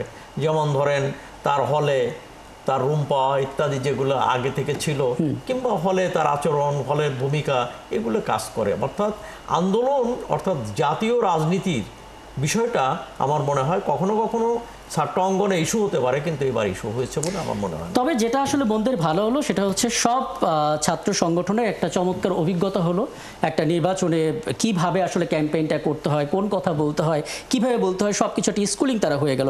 আমি এখানে যারা ফয়দুল হক ছোট করে আরেকটা বিষয় একটু জানতে চাই। এই ছাত্র সংগঠন বাকছাসের বয়স তো বেশি না, কম সময়ের মধ্যে তারা তাদের সক্ষমতা অনুসারে খুব ভালো কিছুই করেছে, এবং তেমনটা আমরা দেখতে পাচ্ছি এনসিপির ক্ষেত্রেও খুব কম সময়ের মধ্যে এনসিপি গঠন হলো, কিন্তু গোটা দেশই তারা ঘুরেছে, সাধারণ মানুষের সাথে যোগাযোগটা করেছে, এবং প্রচারের যে ধরন সেটা সব মহলেই প্রশংসিত হয়েছে নিঃসন্দেহে। কিন্তু কিছু কিছু বিষয় আসলে সত্যিকার অর্থে ধাক্কা খাচ্ছে। যেমন এনসিপির গেল বুধবারে দুজন শীর্ষ নেতৃত্ব, হ্যাঁ আপনি জানেন যে মেজর অবসরপ্রাপ্ত আব্দুল্লাহ মাহমুদ এবং কেন্দ্রীয় সদস্য মেজর অবসরপ্রাপ্ত মোহাম্মদ সালাউদ্দিন পদত্যাগ করেছেন। মানে এই বিষয়টা নিয়ে আপনাদের দিক থেকে বক্তব্যটা কি? মানে কেন এই পদত্যাগটা, এবং নির্বাচনের ঠিক 4-5 মাস আগে এরকম পদত্যাগ করে ফেলাটা দলের জন্য আসলে কি ধরনের বার্তা দেয়? রাজনৈতিক দলে আসলে মানুষ আসবে চলে যাবে, এটা তো খুব স্বাভাবিক ব্যাপার। এটা নিয়ে আসলে ধরেন এটা বার্তার কিছু নাই। এটা হচ্ছে যে ধরেন ব্যাপারটা হচ্ছে, এটা তো সত্য যে বাংলাদেশের রাজনীতিতে এনসিপি অনেকগুলো নতুন চ্যালেঞ্জ ক্রিয়েট করেছে, মানে সে নিজে অনেকগুলো নতুন চ্যালেঞ্জ নিয়েছে, এবং পুরনো যে রাজনীতি সেটার মধ্যেও সে অনেকগুলো নতুন চ্যালেঞ্জ ক্রিয়েট করেছে। যে ধরেন সরাসরি ধরেন সেনাবাহিনী কিংবা সেনাবাহিনীর মানে ধরেন যে মানে সেনাবাহিনীর মাধ্যমে ডিজিএফআই সহ র্যাব সহ যেই অত্যাচার জুলুমগুলো হয়েছে, এগুলো নিয়ে আমরা দেখেছি যে পুরনো রাজনৈতিক দলগুলো এগুলোকে অ্যাড্রেস করেন, এগুলোকে আনঅ্যাড্রেস রেখে তারা সামনে এগিয়ে যেতে চেয়েছে। এনসিপির জায়গা থেকে বিভিন্ন নেতৃবৃন্দ তারা এটাকে বিভিন্ন সময় অ্যাড্রেস করেছে। এখন এই অ্যাড্রেসিং এর জায়গাটা সবসময় হয়তো বা খুব প্রপার হয়নি, কিংবা সবসময় হয় কি যে আমরা যে সমস্ত প্ল্যাটফর্মে কথা বলি, ধরেন আপনি এখানে কথা বলছি, আমার সময় তো খুব সংক্ষিপ্ত, আমি আসলে পুরো কথাটা আসলে ব্যাখ্যা করা আমার জন্য অনেক সময় কঠিন হয়ে যায়। তাতে করে যেটা হয় যে সবসময় অ্যাড্রেসিংটা খুব প্রপার করা যায় না, তাতে করে অনেক সময় অনেক মানে কি বলে যে অনেক ভুল তথ্য যায়, কিংবা অনেক ধরনের মিস আন্ডারস্ট্যান্ডিং তৈরি হয়, মিস পারসেপশন তৈরি হয়। তো সেই জায়গা থেকে ধরেন মনে করেন আমি যেটা মনে করি ওনারা যেভাবে ভেবেছেন, মানে ওনারা যে অ্যাকুইজ করেছেন, যেভাবে অভিযোগ দিয়েছেন যে আমরা পুরো সেনাবাহিনীর বিরুদ্ধে কথা বলেছি, ব্যাপারটা এরকম না। ব্যাপারটা হচ্ছে যে এই আন্ডারস্ট্যান্ডিং এর জায়গাটা আসলে ওই পারসেপশনের জায়গা থেকে ওনারা আসলে পদত্যাগ করার আগে এই বিষয়গুলো নিয়ে খুব প্রপারলি প্রপার চ্যানেলে প্রপার ইয়েতে কথা বলেছেন বলে আমার জানা নেই। এরপরে ওনাদের কাছে হঠাৎ করে মনে হয়েছে যে না এটা তো আসলে আমাদের সেনাবাহিনীর পরিচয়কে আসলে ইয়ে করছে, ব্যাপারটা তো তা না। মানে ধরেন বাংলাদেশের যে কোনো বাহিনীর মানুষ যারা কাজ করে তারা তো আমাদেরই ভাই, আমাদেরই বন্ধু কিংবা আমাদের আত্মীয় স্বজন। কিন্তু ঘটনা হচ্ছে যে এর মধ্যে দিয়ে আবার এই রাষ্ট্রীয় বাহিনীগুলো তো বিভিন্ন রকম অত্যাচার নির্যাতনের সাথে তাদের কিছু কিছু অংশ কিংবা কিছু কিছু পার্ট যুক্ত ছিল, এটাও তো সত্য। তো এখন তো আসলে দুইটাকে অ্যাড্রেস করতে হবে। তো এই জায়গাটাতে আমাদের মনে হয়েছে একটু কমিউনিকেশন গ্যাপ ছিল, সেই গ্যাপটা ওনারা প্রপারলি অ্যাড্রেস না করে হয়তো বা খুব দ্রুত সিদ্ধান্ত নিয়েছেন। যদি আর একটু আলাপ আলোচনা করতেন তাহলে হয়তো এই সমস্যাটা হতো না। তারপরে আমার ধারণা এই আলাপ আলোচনা ভবিষ্যতে যে করার সুযোগ নেই, ব্যাপারটা এরকম না, এরকম না। এই ধরনের মিসআন্ডারস্ট্যান্ডিং থাকতে পারে, এটা হতে পারে। এটা গণতান্ত্রিক ভাবে আমাদেরকে দেখতে হবে যে একজন দলে আসতে পারে আবার চলে যেতে পারে। আমিও আজকে দলের হয়ে কথা বলছি, কালকে আমিও দল ছেড়ে চলে যেতে পারি। এইটা এত সিরিয়াস কিছু না। এটার উপরে জাতীয় রাজনীতি কিংবা এনসিপি রাজনীতির উপরে খুব একটা প্রভাব পড়বে বলে আমি মনে করি। একদম আপনার বক্তব্য স্পষ্ট। আমি 1 মিনিটের মধ্যে জনাব কামরুজ্জামান রতন আপনার কাছে একটু আসতে চাই। নির্বাচনের একটা আমেজের মধ্যে আছে এবং আজকেই প্রধান উপদেষ্টা প্রেস সচিব স্পষ্ট করেছেন 15 ফেব্রুয়ারির মধ্যে নির্বাচন অবশ্যই হবে। বিএনপির প্রস্তুতির জায়গাটা একটু বলবেন ছোট করে সংক্ষেপে। আমাদের দল সবসময় এই প্রস্তুতির মধ্যেই ছিল এবং ফেব্রুয়ারি এটা আমাদের প্রত্যাশিতই এবং সবার আলোচনার ভিত্তিতে এই ডেটটা ঠিক হয়েছে। তো আমি শুনিয়ে একটা কথাই প্রত্যাশা জানাতে বলছি, সব দল এখানে সবাই এঙ্গেজ হয়েছে এবং আমার জাতীয়তাবাদী ছাত্র দল তারা লেট স্টার্ট করেছে এবং এখানে একটা অনিশ্চয়তার মধ্যে কিন্তু সর্বশেষ তারা অংশগ্রহণ করেছে। শিবিরের ভাইরা ওরা কিন্তু দীর্ঘ 1 বছর যাবৎ কিন্তু এই দলের সাথে বিভিন্ন এঙ্গেজমেন্ট ছিল সাধারণ ছাত্রছাত্রীদের সাথে। আমার মনে হয় ওই অ্যাডভান্টেজটাই তারা পেয়েছে এবং সেখানে আমার ছাত্রদল আমাদের যারা তারা কিন্তু দাঁড়িয়েছে, শিখেছে, লড়তে শিখেছে এবং আগামীতে এই অভিজ্ঞতাকে কাজে লাগিয়ে ইনশাল্লাহ অবশ্যই আমার ছাত্রদল আবার ঘুরে দাঁড়াবে। অনেক ধন্যবাদ আপনি দুজনকে একটা সময় দিলেন এবং বেশ কিছু বিষয় আসলে আপনাদের সঙ্গে কথা বলে পরিষ্কার হলো এবং ধন্যবাদ আমাদেরকে সময়টা দেওয়ার জন্য। আমাদের সঙ্গে ছিলেন এতক্ষণ বিএনপির কেন্দ্রীয় সমাজ কল্যাণ বিষয়ক সম্পাদক জনাব কামরুজ্জামান রতন এবং একই সঙ্গে ছিলেন এনসিপির যুগ্ম সদস্য সচিব ফরিদুল হক এবং ঠিক এই মুহূর্তে আমার স্টুডিওতে সঙ্গে আছেন সিনিয়র সাংবাদিক এবং দৈনিক আমাদের সময়ের সম্পাদক আবু সাইদ খান এবং চট্টগ্রাম বিশ্ববিদ্যালয়ের অধ্যাপক রাজনীতি বিজ্ঞান বিভাগের এজিএম নিয়াজউদ্দিন, তিনিও আমাদের সঙ্গে আছেন। আমরা একটা ছোট্ট বিরতি নিচ্ছি, ফিরে এসে আরও কয়েকটি বিষয় নিয়ে কথা বলবো, আমাদের সঙ্গে থাকবেন। দর্শক আরও একবার আমন্ত্রণ জানাচ্ছি। একাত্তর জানারা আপনারা আছেন, রাকিব হাসান আপনাদের সঙ্গে আছি এবং এ পর্যায়ে আমরা আসলে কথা বলতে চাই জুলাই সনদ বাস্তবায়নের ইস্যুটি নিয়ে। এবং আপনারা জানেন 3 ধরনের পদ্ধতির কথা বলেছে বিএনপি, জামাত এবং এনসিপি এবং গেল বৃহস্পতিবার ঐক্যমত্য কমিশনের দিনভর আলোচনা হয়েছে।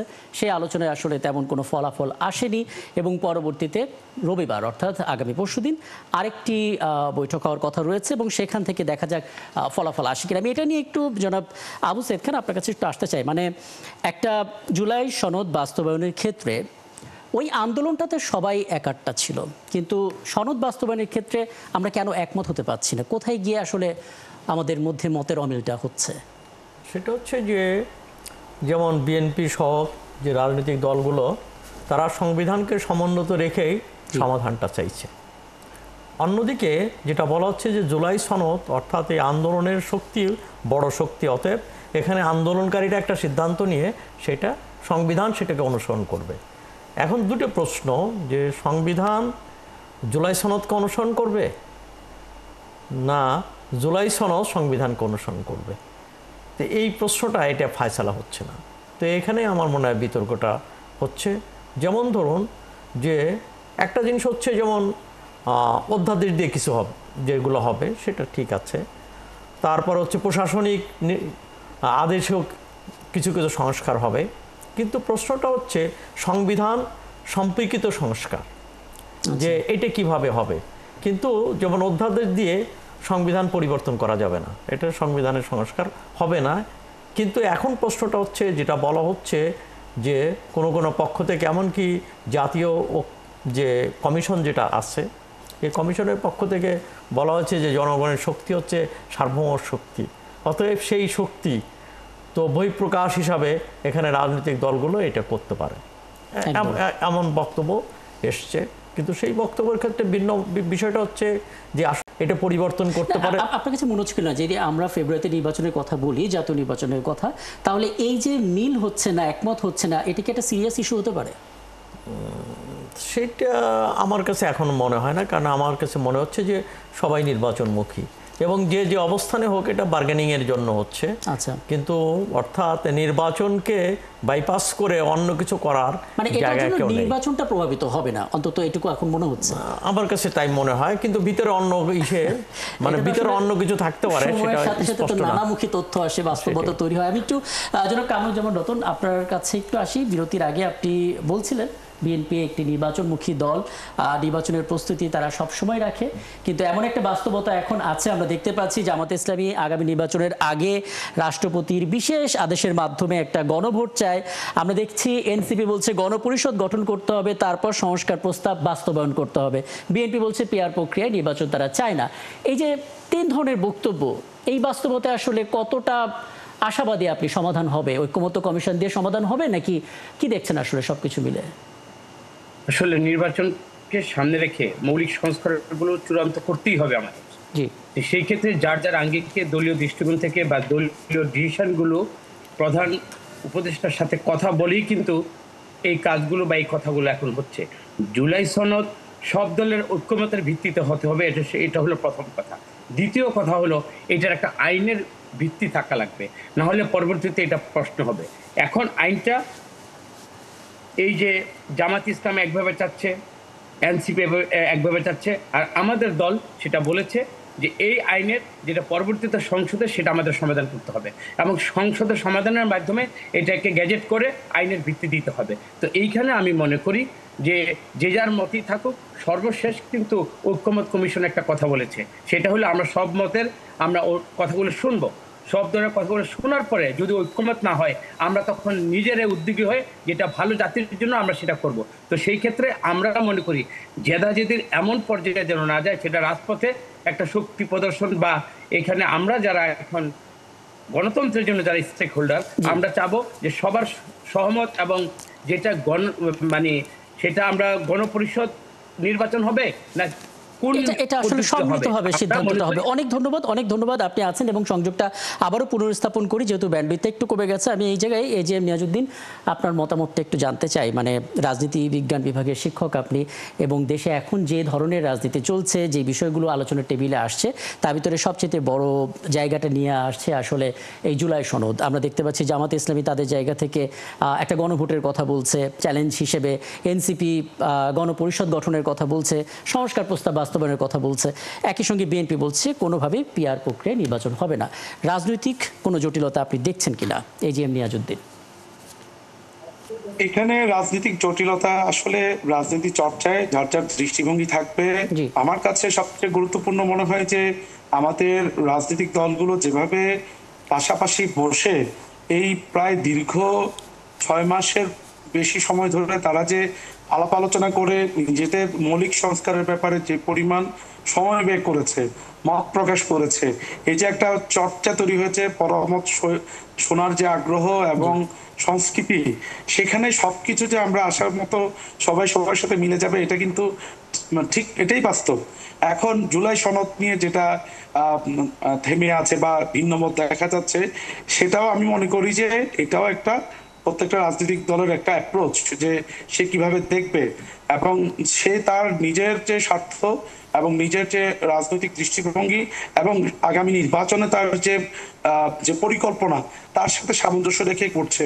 আপনি দেখছেন যে এখানে আপনি এনসিপি সে চাচ্ছে গণপরিষদ নির্বাচন, এটা আবার বাকি দল চাচ্ছে না, অর্থাৎ এনসিপির জায়গাটা বিশ্লেষণের একরকম। তো এটা জামাত ইসলামী তার জায়গা থেকে সে চাচ্ছে গণভোট এবং পিআরও চাচ্ছে, বিএনপি তার জায়গা থেকে পিআর চাচ্ছে না। সুতরাং এই জায়গাটা আমি মনে করি যে যত দিন যাবে এগুলো সেটেল হয়ে যাবে, কারণ পিআর এর ক্ষেত্রে যে ভিন্ন মতগুলো এসেছে, জামাত ইসলামী এখন আগের সিরিয়াসনেস আমি মনে করছি যে আগের চেয়ে কম দেখা যাচ্ছে এবং নতুন যে ডাইমেনশন তৈরি হলো জাতীয় পার্টিকে নিষিদ্ধ করার মধ্যে দিয়ে, সেখানে পিআর এর একটা ইমপ্লিকেশনের কথা আলোচকদের মধ্যেই আমরা দেখতে পাচ্ছি। তো সুতরাং সেই জায়গাটাও তারা সম্ভবত আগের চেয়ে কিছুটা সফট, কিন্তু একদম। গণপরিষদ নির্বাচনের যে কথাটা সেটা কিন্তু আর একটু নতুন আলোচনা, সরি এই যে একটা গণভোট, এটা একটা নতুন আলোচনা। সুতরাং রাজনৈতিক দলগুলো আমি মনে করি যে তারা তাদের জায়গা থেকে একটা অবস্থান, সক্রিয় অবস্থান ধরে রেখে আলোচনায় নিজের যে যুক্তি এবং অবস্থানটাকে প্রকাশ করছে। দিন শেষে কিন্তু বিবেচনার দায় সিদ্ধান্ত নিবে কিন্তু জনগণ। সুতরাং প্রত্যেকেই তার যুক্তিশীল গঠনমূলক আচরণের মধ্যে দিয়ে জনগণকে কি বার্তা দিচ্ছে সেটাই কিন্তু জনগণ দেখবে, এবং আগামী নির্বাচনে তার যে নির্বাচনের যে দৃষ্টিভঙ্গি সেটা এর মধ্যেই কিন্তু প্রকাশ পাবে। আমি এই জায়গাটাতে আপনাকে থামাই। আমি এখানে জনাব ফরিদুল হক আপনাকে একটু যুক্ত করি এই অর্থে যে আমরা আসলে 5 আগস্ট পরবর্তী যখন এই এনসিসি গঠন হলো, ঐক্যমত্য কমিশন গঠন হলো, তখন সব রাজনৈতিক দলকে এক টেবিলে বসতে দেখছি, এবং এটা আসলে দেশের প্রতিটা মানুষের জন্য অনেক আশাব্যঞ্জক একটা দৃশ্য। কারণ সবাই এটাই প্রত্যাশিত অবস্থায় রাখে যে সব রাজনৈতিক দলগুলো একসাথে বসবে এবং তারা তাদের মতাদর্শ অনুসারে চাওয়া পাওয়াগুলো বলবে এবং একটা জায়গায় এসে তারা একটা ডিসিশন আসবে এবং একমত হবে। আপনি আসলে কতটা আশাবাদী যে আগামী রোববারের এনসিসি যে মিটিংটা হবে সেখানে আসলে আপনাদের এই বিষয়গুলো একটা সমাধানের জায়গাতে যাবে? এখন পর্যন্ত আপনি ফিল করছেন কিনা যে গণপরিষদ গঠনের ব্যাপারে একটা ইতিবাচক সাড়া মিলবে নির্বাচনের আগে? হ্যাঁ, গণপরিষদ গঠনের ব্যাপারে আমাদের তো ধরেন মনে করেন যে ঐক্যমত্য কমিশনে তো বটেই, এর বাইরেও বিভিন্ন পর্যায়ে বিভিন্ন রাজনৈতিক দলের সাথে এই আলোচনাগুলো হয়েছে। ঐক্যমত কমিশনের সাথে আলাদাভাবে হয়েছে, বিভিন্ন বিশেষজ্ঞদের সাথে আলাদাভাবে হয়েছে, সিভিল সোসাইটির সাথে আলোচনাগুলো হয়েছে। মানে আমরা কেন গণপরিষদ চাচ্ছি এটার পেছনে আমাদের ঐতিহাসিক, রাজনৈতিক এবং ধরেন সাংবিধানিক ব্যাখ্যা আছে, কিংবা আইনগত ব্যাখ্যা আছে। আমি মনে করি যে সবাই যদি আমরা বুঝি, কারণ আমাদের ঐতিহাসিক বাস্তবতা আমরা জানি যে সংবিধান সংশোধনের মধ্য দিয়ে আমরা ওইখানে আসলে এটাকে সমাধান করতে পারবো না। আমাদেরকে একটা, কারণ আমাদের এখানে বেসিক স্ট্রাকচারে চেঞ্জ হচ্ছে। ধরুন আমাদের এখানে আপার হাউস ছিল না, আপার হাউস হচ্ছে, তত্ত্বাবধায়ক সরকার বাদ করে দেওয়া হয়েছিল, এইটা ঢুকতেছে, যেটা বেসিক স্ট্রাকচারের কথা বলা বাদ করে দেওয়া হয়েছিল। আবার হচ্ছে যে আমরা ধরেন এখানে হাইকোর্টের আলাদা ডিভিশন হাইকোর্ট নিয়ে যেতে চাচ্ছি, এটাকেও কিন্তু একবার বাতিল করা হয়েছে।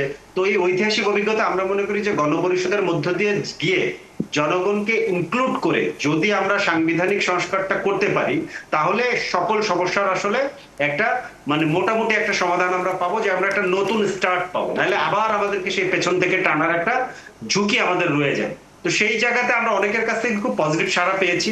আমরা আশা করি, এখন আমরা আশাবাদী যে যেভাবেই হোক আমরা একটা জায়গাতে আসতে পারবো, এবং এই যে ধরেন দূরত্ব, এইটা আমাদের জন্য খুব একটা বড় অসুবিধা হবে না। আমরা খুব দ্রুতই একটা সমাধানের জায়গায় চলে আসব। আশাবাদটুকু আসলে দরকার ছিল, কারণ রাজনৈতিক দলগুলো সবসময় যে কাদা ছোড়াছুড়ি একটা রাজনীতি আমরা দেখে এসেছি, নতুন বাংলাদেশে সেটা তো আর কেউ দেখতে চায় না। একটা সমাধান আসবে, সেটা সবারই প্রত্যাশা। আপনাদের দুজনকে অনেক ধন্যবাদ, একটা দীর্ঘ সময় আমাকে দিলেন। আমাদের সঙ্গে ছিলেন বিএনপির কেন্দ্রীয় সমাজ কল্যাণ বিষয়ক সম্পাদক কামরুজ্জামান রতন এবং ছিলেন এনসিপির যুগ্ম সদস্য সচিব ফরিদুল হক। এত জানালে আরও একটা বিরতি নিচ্ছি, ফিরছি একটু পর, আমাদের সঙ্গে থাকবেন। একটা খেলা হবে, যে খেলার নাম হচ্ছে জেলা প্রশাসক গোল্ড কাপ ফুটবল, এবং সেখানে ফাইনাল ম্যাচ হবে এবং দুটো দল রামু এবং টেকনাফ তারা খেলবে, দুই দলেরই নানামুখী সমর্থক। আপনি জিনিসটা চিন্তা করুন, একটা বিশাল বড় পানির ট্যাঙ্ক যেখানে পড়লেই একদম নিশ্চিত মৃত্যু, সেখানেও ঝুলে ঝুলে অনেকে খেলা দেখছেন। মাঠে দর্শক ভরে গেছে, বহু দর্শক বাইরে ব্ল্যাকে টিকিট কেটে আছে এবং তারা ঢুকতে পারছে না, জোরপূর্বক ঢুকবেন। এক পর্যায়ে সেনাবাহিনী, পুলিশও সবাই বাধা দিলে তারা ইটপাটকেল ছোড়া শুরু করলেন, 30 জনের বেশি আহত হলেন, ইউনো পর্যন্ত আহত হলেন, খেলা ভণ্ডুল হয়ে গেল। মানে আমরা আসলে কি শিখলাম এখান থেকে? মব জাস্টিস এটাকেও বলবেন কিনা? এটা তো এক ধরনের বিষয়টা হচ্ছে যে প্রশাসনের পর পুলিশের উপর মানুষের আস্থাটা নেই। যে আস্থা না থাকার কারণে তারা নিজেরাই নিজেদের দায়িত্ব পালন করতে চাচ্ছে এবং তাদের মধ্যে এক ধরনের মানসিকতা কাজ করছে, তারা তাদের পরিবর্তনটা তারাই করবে কিংবা তাদের অধিকারটা তারাই তাদের মতো করে আদায় করবে, এই ধরনের প্রবণতা, কিংবা মাঠে তারা তাদের মতো করে ঢুকে পড়বে। এই যে মানসিকতাটা, অর্থাৎ যেখানে মানে একটা সভ্য সমাজে তো একটা আইনের প্রতি শ্রদ্ধাশীল হওয়া দরকার। এখানে একটা রাষ্ট্রীয় ব্যবস্থা, আইনি ব্যবস্থা আছে, কিন্তু সেই আইনি ব্যবস্থাটা শৈথিল্যের কারণে এই ধরনের মানুষের মধ্যে এক ধরনের মানে বোধের তৈরি হয়েছে, যে বোধটা মোটেই গ্রহণযোগ্য না। এটা আসলে সামাজিক যোগাযোগ মাধ্যমে অনেকেই এই প্রশ্নটা করছেন। এর উত্তরটা জনাব এই যে নিয়াজউদ্দিন আপনার কাছে আসি, মানে মানুষ আসলে এটা জানতে চাইছেন যে আইন শৃঙ্খলা বাহিনীর দুরবস্থা হতেই পারে, যেটা জনাব আবু সাইদ খান বললেন যে আইন শৃঙ্খলা পরিস্থিতির একটা অবনতি ঘটেছে, দৃশ্যমান আমরা জানি, সেটা কাটিয়ে ওঠার চেষ্টা নয় হচ্ছে। কিন্তু মানুষের এরকম মানসিকতাটা কেন তৈরি হবে যে কোনো ছাড় দেওয়া যাবে না, সেটা মানে আমাদের এই পরিস্থিতি কি আগে থেকেও ছিল এরকম মনস্তাত্ত্বিক দশা, নাকি এটা আসলে সাম্প্রতিক সময়ে গড়ে উঠেছে বলে মনে করেন আসলে? ধন্যবাদ। এটা আসলে আমরা দেখছি যে দীর্ঘদিন ধরে আমাদের মধ্যে এই যে রাজনৈতিক সংস্কৃতি এবং সেটার যে প্রভাব সমাজের অভ্যন্তরে, যে পরমত অসহিষ্ণুতা জি। এবং আরেকজনের মতকে অসম্মান করা, অশ্রদ্ধা করা, নিজের মতকে শ্রেষ্ঠ, নিজের দলকে শ্রেষ্ঠ মনে করা, এই যে মানসিকতা, এটা কিন্তু পুরো সমাজের মধ্যে ছড়িয়ে গেছে। এবং যার মধ্যে দিয়ে মানুষের মধ্যে এই সংস্কৃতি, আমরা কিন্তু আমাদের নাগরিক হয়ে ওঠার যে বিষয়টা আমাদের দেশে সঠিকভাবে হয়ে ওঠেনি। আমাদের রাজনৈতিক দলগুলোর যে দায়িত্ব ছিল, সামাজিক সংগঠনের যে দায়িত্ব ছিল, যার ফলে সমাজের মধ্যে বিভক্তি এবং পরস্পরের প্রতি যে শ্রদ্ধাবোধ, মানুষ হিসেবে একটা যে রেসপেক্ট আছে, সেই জায়গাটা নেই। এবং ভিন্ন মত থাকবে, ভিন্ন দল থাকবে, তার সাথে একসাথে কাজ করা, খেলাধুলা একটা মানুষের যে বিনোদনের জন্য, কিন্তু বিনোদন থেকে যদি বিনোদন না হয়ে সেটা সহিংসতার রূপ নেয়, তাহলে বুঝতে হবে যে সমাজের মানুষের মননের মধ্যে সমস্যা আছে। এই সংস্কৃতি থেকে বেরিয়ে আসার জন্য আমাদের কাজ করতে আচ্ছা, হবে। এখানে কিন্তু আমাদের একটা মতামত আমি খুব ইতিবাচকভাবে দেখলাম। অনেকে বলছেন যে এভাবে যদি ফুটবল সমর্থকরা হামলে পড়েন, এর বার্তা হচ্ছে এটা যে ফুটবলটা আগে জনপ্রিয় ছিল, এখনো সেই জনপ্রিয়তা বাড়ছে এবং এটা আসলে বাফুফে নতুন করে ভাবতে পারে। কি বলবেন? মানুষ, ফুটবল তো আসলে একটা ঐতিহ্যবাহী খেলা বাংলাদেশের মানুষের মধ্যে। আপনি দেখবেন যে বিশ্বকাপ ফুটবলে ব্রাজিল আর্জেন্টিনা নিয়ে যে পরিমাণ মাতামাতি হয়, পৃথিবীতে কোথাও হয় কিনা। তো ফুটবলের একটা আলাদা স্থান আছে। কিন্তু এটাকে জনপ্রিয়তা আগেও ছিল, এখনো আছে। আমাদের আমাদের দেখতে হবে যে আসলে সমাজের ভেতরে একটা কঠিন অসুখ আছে। এই অসুখটা বুঝতে হবে যে আমাদের যে সংস্কৃতি, আমাদের যে সামাজিক সংস্কৃতি, পরিবারের মধ্যে যে সংস্কৃতি, এবং সেটা বৃহত্তর পর্যায়ে রাষ্ট্র এবং রাজনৈতিক সংস্কৃতির মধ্যে যে কি দৈন্যতা আছে, তার প্রভাবই পরিলক্ষিত হয়। আমরা নাগরিক যে দায়িত্ব, পারস্পরিক যে কর্তব্য, সেগুলো কিন্তু গুরুত্বপূর্ণ। সেজন্য আমরা দেখি যে এই যে বিভিন্ন জায়গায় সহিংসতার জায়গাটা হচ্ছে, এটার একটা প্রতিফলন। তো সেই জায়গা থেকে বেরিয়ে আসার জন্য আমাদের আসলে নিজেদের চর্চা করতে হবে এবং এই যে সাংস্কৃতিক বিনির্মাণ, পারস্পরিক শ্রদ্ধাবোধ, পরমত সহিষ্ণুতার যে সংস্কৃতি, সেটা তৈরি করার দায়িত্ব আমাদের রাজনৈতিক দলগুলোর যেমন আছে, সামাজিক সংগঠনগুলোর আছে, বিশ্ববিদ্যালয় এবং পরিবার, শিক্ষক, সবারই দায়িত্ব আছে। তার মাধ্যমে হয়তো আস্তে আস্তে নিশ্চয়ই বেরিয়ে আসবে। এখন এই যে পরমত সহিষ্ণুতার কথা যেটা আমরা বলি, সেটা তো আসলে সবকিছু মিলে সামাজিক অবস্থা, পারিবারিক শিক্ষা, রাজনৈতিক দলগুলোর দায়িত্ব এবং একই সঙ্গে স্কুল কলেজ সহ সব জায়গা থেকে একটা শিষ্টাচার শেখানোর প্রয়োজন। তারপরে অনেক ধন্যবাদ, আলোচনাটা করা দরকার ছিল, কারণ এটা সত্যিকার অর্থে অনেক বেশি শকিং খবর ছিল আজকে। যাই হোক, আমরা একটু নেপাল পরিস্থিতির দিকে নজর রাখতে চাই এবং দর্শক বলে রাখি, নেপালে কিন্তু বড় একটা ঘটনা ঘটে গেল আজকে সন্ধ্যার পর। নেপালে চলমান যে রাজনৈতিক অস্থিরতা, তার মধ্যেই অন্তর্বর্তী সরকারের প্রধানমন্ত্রী হিসেবে শপথ নিয়েছেন সুশীলা কার্কি। এবং বলে রাখি, দেশটির সাবেক বিচারপতি তিনি ছিলেন এবং প্রথম নারী বিচারপতি, একই সঙ্গে তিনি প্রথম অন্তর্বর্তীকালীন সরকারের প্রধানমন্ত্রীও তিনি হলেন। আমরা আসলে এই বিষয়টি নিয়ে একটু কথা বলতে চাই। আমরা দেখতে পাচ্ছি যুক্ত হয়ে গেছেন আন্তর্জাতিক সম্পর্ক বিশ্লেষক অধ্যাপক মেজবাউল আজম সওদাগর। যারা মেজবাউল আজম সওদাগর, আপনাকে স্বাগত জানাচ্ছি, ধন্যবাদ জানাচ্ছি, আপনি আমাদেরকে সময়টা দিয়েছেন এবং আপনার বিশ্লেষণে ছোট করে একটু জানতে চাই নেপালের পরিস্থিতি আপনি আসলে কি দেখছেন, যে স্বপ্ন নিয়ে জেনজিরা রাস্তায় নেমেছিল, সুশীলা কার্কি সেই স্বপ্ন পূরণে কতটুকু ভূমিকা রাখতে পারবে, আপনার পর্যবেক্ষণ? জি ধন্যবাদ। এই বিষয়টা ব্যাখ্যা করতে গেলে প্রথমেই আমাদেরকে বলতে হবে যে জেন জির যে অ্যাক্টিভিটিস এই মুহূর্তে, যেটা সাউথ এশিয়ায় বাংলাদেশে একটা মুভমেন্টের মধ্য দিয়ে যেটা ইমার্জ করেছিল, এটা এখন একটা গ্লোবাল ফেনোমেনায় পরিণত হয়েছে। এবং এই গ্লোবাল ফেনোমেনাটাই বাংলাদেশের জন্য আমরা এটা গর্ব মনে করতে পারি। এখন বিষয়টা হচ্ছে, আপনি যেমনটি বললেন যে নেপালে এটি কতটুকু সাকসেসফুল হবে। আপনি জানেন যে নেপালের যে রাজনৈতিক পরিস্থিতি, যে নেপাল সরকারকে দুটো রাষ্ট্রের মধ্যে ব্যালেন্স করে কিভাবে চলতে হয়, চায়না এবং ইন্ডিয়া। তো এই ব্যালেন্সের কাজটি কতটুকু করতে পারবে এবং সেইটার মধ্যে আসলে নির্ভর করবে সেখানে কতটুকু সাকসেসফুল হবে। এবং মেইনলি জেনজি যে সেখানে এই রিভোল্ট করলো, এর মূল কারণটা হচ্ছে সেখানকার দুর্নীতি। এই আপনি জানেন যে এই যিনি অন্তর্বর্তী সরকারের দায়িত্ব নিয়েছেন তিনিও কিন্তু একটা দুর্নীতির মামলাগুলোর শুনানি করার জন্য তিনি কিন্তু নেপালে খুব জেনজির কাছে তিনি খুব আপসহীন একজন বিচারপতি, খুব নামকরা একজন বিচারপতি হিসেবে পরিচিত। তো তিনি এই দায়িত্বটা নেয়ার ফলে ইয়াং জেনারেশন এটি আশা করবে যে তারা সঠিকভাবে তারা এগুচ্ছে। এখন পর্যন্ত আমরা এইটুকু বলতে পারি। তো এই ডোমেস্টিক সিচুয়েশনের সাথে ওখানে যে ফরেন যে ইন্টারভেনশনের যে বিষয়টা আছে, চায়না এবং ভারতের সাথে যে ব্যালেন্স করার বিষয়টা আছে, দুটোর কম্বিনেশনের মধ্য দিয়ে আসলে সামনের দিনগুলোতে আমরা বুঝতে পারবো যে আসলে ঠিক কতটা সফলতার দিকে যাচ্ছে তরুণ সমাজের এই এক্সপেকটেশন, তারা যেটা করেছিল এবং তারা যে এখানে নতুন সরকার ব্যবস্থা তারা নিয়ে আসলো সেটার উপর মূলত নির্ভর করবে। সেজন্য আমাদেরকে আসলে আরো কয়েকদিন আমাদেরকে অপেক্ষা করতে হবে। যেমন আমরা দেখলেন যে ভারত এখানে খুব সতর্ক প্রতিক্রিয়া ব্যক্ত করেছে। আপনি জানেন যে সাবেক যে প্রধানমন্ত্রী সেখানকার যিনি পালিয়েছেন, তিনি কিন্তু ভারত সফরের একটা পরিকল্পনা ছিল এবং সেই পরিকল্পনার কথা যদি আমরা আরো ব্যাখ্যা করি, তিনি কিছুদিন আগে চীন সফরও করেছিলেন যে নেপালের একটা বর্ডারকে কাজে লাগিয়ে চায়না আর ভারতের মধ্যে কোনো ধরনের বাণিজ্যিক সম্পর্ক সেখানে তৈরি করা যায় কিনা, এবং সেটার বিরুদ্ধে কমপ্লেইন করার জন্য কিন্তু তিনি চায়না সফর করেছিলেন এবং ভারত সফরেরও তার কথা ছিল। তো এই মুহূর্তে আমরা দেখতে পাচ্ছি যে এই যে ডিপ্লোম্যাটিক একটা এখানে বার্গেনিং চলছিল সেটা কিন্তু পুরোপুরি ভেস্তে গেল। এখন নতুন সরকার এসে সেই বিষয়গুলোকে কিভাবে ডিল করবে সেই পুরো বিষয়টার উপর নির্ভর করবে। হ্যাঁ, এবং অনেক কিছু আসলে একটু সময়ের অপেক্ষা আমাদেরকে করতে হবে। আমি এখানে জনাব আবু সাইদ খান কতগুলো ইন্টারেস্টিং পয়েন্ট আপনাকে নজর আনতে চাই। ধরুন শেখ হাসিনা রেজিমে যখন পতন ঘটে, তার আগে শেখ হাসিনা ভারত সফর করেছিলেন, এরপর চীন সফর করলেন, কেপি শর্মা আলী তিনি একই কাজ করলেন এবং আমরা দেখতে পেলাম এখানে জেনজির যে দাবি সেটা ধীরে ধীরে দানা বাঁধছে। অত্যন্ত যৌক্তিক দাবিতে তারা রাস্তায় ছিল, আমলে দেওয়া হচ্ছিল না, সেখানে একই ঘটনা ঘটলো। আমাদের এখানের মন্ত্রীদের, সাবেক মন্ত্রীদের জেলখানায় ঢোকানো হলো, কেউ পালালো, আর তাদেরকে রীতিমতো হেনস্থা করা হলো, হেলিকপ্টারে ঝুলে ঝুলে গেল। সব কিছু একই রকম। অনেকে চিন্তা করছেন কোন জায়গাটাতে গিয়ে দুটো আন্দোলনের জায়গাটাকে আপনি একটু আলাদা করবেন এবং যে স্বপ্ন নিয়ে তারা শুরু করেছেন আপনার মনে হয় কিনা হ্যাঁ সেটা একটা রূপ পাবে? আচ্ছা, প্রথমত হচ্ছে যে দুটা প্রতিবেশী বিরোধ রাষ্ট্র মানে ভারত এবং চীনকে ব্যালেন্স করার বিষয়, এটা কিন্তু বাংলাদেশের ক্ষেত্রে সত্য। হ্যাঁ, এবং বাংলাদেশও কিন্তু এই জায়গাটাকে মাথার ভিতরে রেখে বিবেচনায় রেখেই তাদেরকে পথ চলতে হয়, এটা একটা বিষয়।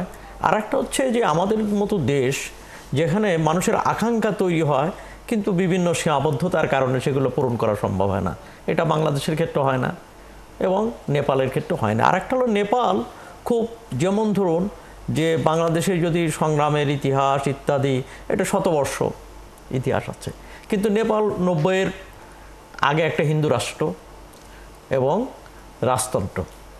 তো এই 90-এর মধ্য দিয়ে 30-35 বছরের মধ্য দিয়ে তারা একটা পরিবর্তন চাইছে, দ্রুত পরিবর্তন চাইছে, যতটা পরিবর্তন হতে পারছে না। আর একটা হচ্ছে যে সেখানে একটা দুর্নীতি তো সব জায়গায় আছে, এই আমাদের দেশগুলো থেকে সব দেশে এই দুর্নীতি আছে। তো সেখানে দেখছে যে তাদের যে সীমাবদ্ধতা, জনজীবনের উন্নতি ঘটছে না, কিন্তু কিছু মানুষের চেহারার পরিবর্তন হয়ে যাচ্ছে। তো সেই ক্ষোভ এবং যন্ত্রণা থেকে তো তারুণ্য বিদ্রোহ করছে এবং সেই বিদ্রোহটার পরিণতি হচ্ছে এখানে দ্রুত সেখানে একটা ব্যবস্থা, প্রশাসনিক রাষ্ট্রিক ব্যবস্থা গড়ে উঠছে না। যদিও এখানে একটা ইতিবাচক দিক হচ্ছে, যেমন আমাদের এখানে 15 বছর নির্বাচন হয়নি, ওখানে সরকার পরিবর্তন ঘটছে কিন্তু নির্বাচন হচ্ছে কিন্তু না এখানে নির্বাচনটা হচ্ছে কিন্তু আকাঙ্ক্ষা এবং মানুষ তো স্বপ্ন, তার গণতান্ত্রিক আকাঙ্ক্ষা, তার বিশেষ করে অর্থনৈতিক আকাঙ্ক্ষা থেকে তো তরুণরা নামে। সব রাজনৈতিক দল ব্যর্থ, সব রাজনৈতিক দল হ্যাঁ ব্যর্থতার কাতারে দাঁড়িয়েছে, এর মানে তারা সবাই ব্যর্থ হয়ে গেছে তা না। তো তাদের একটা চেষ্টা আছে কিন্তু জনগণের আকাঙ্ক্ষা যতটা সেটা হয়নি। আর একটা হলো দুর্নীতির বাইরে কেউ থাকতে পারছে না। ছোট করে যদি আমি একেবারে অনুষ্ঠানের শেষ পর্যায়ে মিনিট খানেক বোধহয় হাতে আছে, সেটা হচ্ছে যে ধরুন গণতান্ত্রিক কালচারটা তাদের দেশে আছে, ইলেকশন হয়, আমরা তো সেটা ছিল না। এখন ইলেকশন হওয়ার পর একটা দল চলে গেল, আরেকটা দল আসলো এবং দুটোই ব্যর্থ হলো। কিন্তু গণতান্ত্রিক কালচার মানে ইলেকশন না শুধু, আচ্ছা মানে গণতান্ত্রিক মূল্যবোধ, গণতান্ত্রিক সংস্কৃতি সেটা ধারণ করা তো একটা সময়ের ব্যাপার। সেখানে একটা ফিউডাল সোসাইটি ছিল, মানে একটা রাজতন্ত্র ছিল, সেখানে একটা হিন্দু রাষ্ট্র ছিল। তো সেখান থেকে গণতন্ত্রকে নির্বাচন, হ্যাঁ তারা নির্বাচনটা প্র্যাকটিস করতে পারছে, কিন্তু নির্বাচনই তো শেষ কথা না। তাদের তো নির্বাচনের পর দল বদল হলো, কেউ সেই আকাঙ্ক্ষা পূরণ করতে পারছে না, পারছে তার মানে ওই দলগুলো ব্যর্থ। এবং এই দল বদল করার পিছনে কিছু মানে প্রতিবেশীদেরও কিছু হাত আছে একদম। এবং এই সে নেপালের ক্ষেত্রে এটা বিশেষভাবে প্রযোজ্য, যে নেপালের প্রতিবেশীরা দেখে তাদের মতো করে তারা পরিচালনা করার চেষ্টা করছে। কেননা নেপালে যখন রাজা ছিল এবং রাজতন্ত্র ছিল, তখন কিন্তু প্রতিবেশী দেশ বলতে আর আপত্তি নেই, ভারত তাদেরকে পরিচালনা করেছে এবং তাদের উপর ছোঁয়ার হয়েছিল। কিন্তু সে তারপরে এখানে ভারত ক্ষুব্ধ, সেখানে চীনের সঙ্গে তারা যোগাযোগ করার চেষ্টা করছে। এত চমৎকার করে বলছিলেন, আমার হাতে সময় থাকলে আলাপটা দীর্ঘ করতাম। অনেক ধন্যবাদ আপনাদের সবাইকে আমাকে সময়টা দেওয়ার জন্য। আমাদের সঙ্গে ছিলেন সিনিয়র সাংবাদিক ও দৈনিক আমাদের সময়ের সম্পাদক জনাব আবু সাইদ খান স্টুডিওতে, এবং একই সঙ্গে আমি দেখতে পাচ্ছি আমাদের সঙ্গে ছিলেন আন্তর্জাতিক সম্পর্ক বিশ্লেষক অধ্যাপক ডক্টর মেজবুল আজম সওদাগর এবং চট্টগ্রাম বিশ্ববিদ্যালয়ের রাজনীতি বিভাগের অধ্যাপক AGM নিয়াজউদ্দিন। আপনাদের অনেক ধন্যবাদ আমাকে সময়টা দেওয়ার জন্য। এবং দর্শক, এই ছিল আজকের ৭১ জানালে। সরাসরি সংবাদ অনুষ্ঠান দেখতে চোখ রাখুন ৭১-এর ফেসবুকে এবং ইউটিউব চ্যানেলে সাবস্ক্রাইব করুন। থাকুন ৭১-এর সাথে।